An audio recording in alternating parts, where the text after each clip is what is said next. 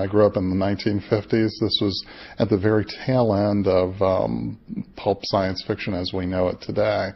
And at that time, Amazing Stories was still being published, but most of the famous pulp magazines that we're familiar with because of L. Ron Hubbard's work, they had gone by the wayside at that point.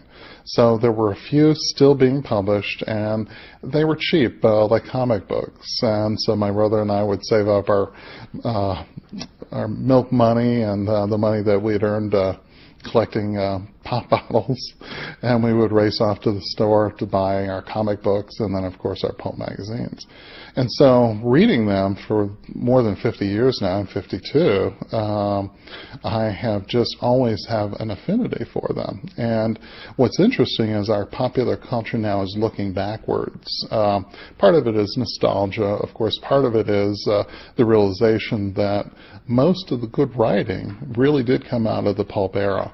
There was a 20-year period from 1926 to 1946 when the great writers, L. Ron Hubbard, Isaac Asimov, John W. Campbell, Robert Heinlein, were writing in the pulp magazines, and they were publishing the stories that we now think of, the classic stories of science fiction. Most of what we read today is just reworks of what was written back then. And so I suppose my interest in pulp magazine stems from the fact that I like to get back to the original source material. The culture at the time, and again, let's go back to 1926 for a moment. Now, of course, pulp magazines, they date back further than that. 1896 is when we chart the very first pulp magazine. That was Argosy in 1896. But I go back to 1926 because this is when Hugo Gernsback published the first issue of Amazing Stories. And this, of course, gave rise to the whole science fiction genre, and we now honor Hugo Gernsback today with the Hugo Award that we give for excellence in science fiction writing. Back in those days, people were not clustered in the cities the way they were today. They were living in small towns, small town America. They were living on farms. The idea of the big city was really something that was quite far away.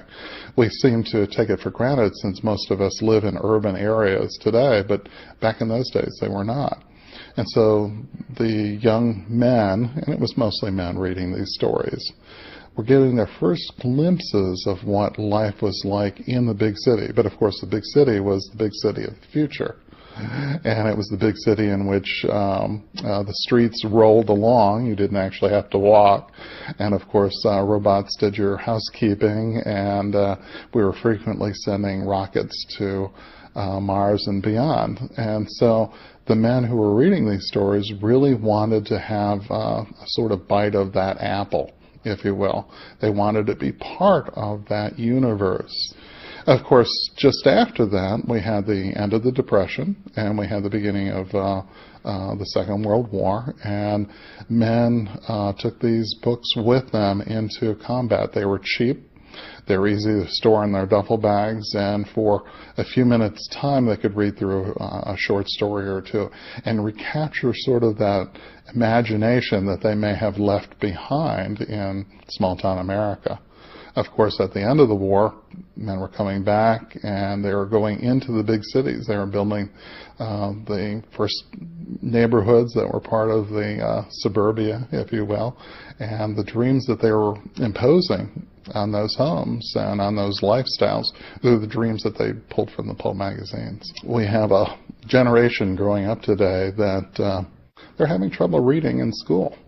And I think part of that reason, and again, I'm an academic, so I can take part of the blame, we're giving them stories and books to read that they're not particularly interested in reading. Given a choice between reading something that is fairly dry that was written today, or reading something that had a lot of imagination, a lot of action, a lot of romance, a lot of adventure, I think you can see clearly that readers want that. Much of the literature that's coming out today, particularly mainstream literature, I have a real hard time figuring out what the actual story is behind most of these. They seem to be slice-of-life stories that really don't tell us a whole lot. So when we look at the L. Ron Hubbard stories, there was always an adventure that was going on. Okay, whether it's a character going off to another galaxy, or someone who has a mystery that has to be solved, or someone even diving beneath the sea in a diving suit. There was always something for the readers to follow. And that, again, is missing in today's literature. My area of specialty is in pulp science fiction. But I'm also aware, and having studied the pulp writings of the past, that there were all of the genres, the Western, the mystery, the action-adventure story, the romance, all of those were in one pulp magazine or another. And something I find very interesting is that there were writers who were associated with certain genres. Certainly Ray Cummings was, the fantasy guy.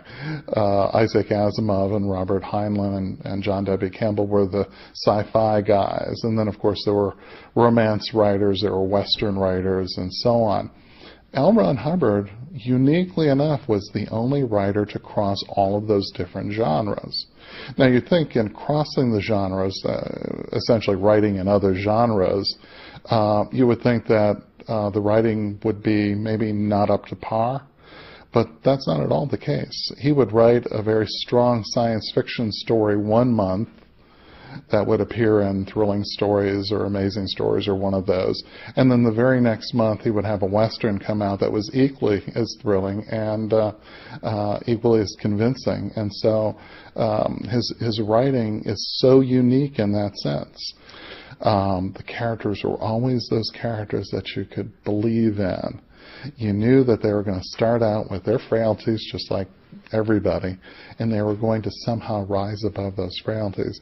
I think if L. Ron Hubbard taught me anything, and perhaps the reason why I always go back to his stories, is that no matter what situation we find ourselves in, whether it's a very difficult one or even just a simple one, we can always rise above our circumstances and solve the problem and get on to the next level.